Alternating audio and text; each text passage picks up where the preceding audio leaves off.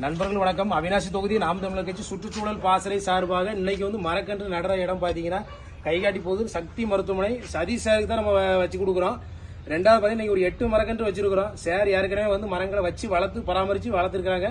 அதுக்காக நன்றி சொல்லல. ரெண்டாவது நம்ம தேர்தல்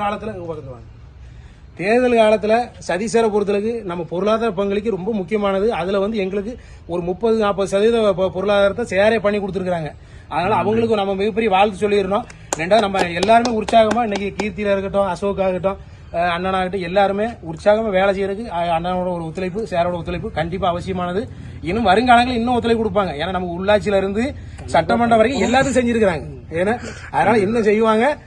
நமக்கு அதுக்காக வாழ்த்து ஒரு நன்றி சொல்ற விதமா தான் இன்னைக்கு நம்ம ஒரு 8 மரக்கன்று சேருக்கு வச்சு கொடுக்குறோம்.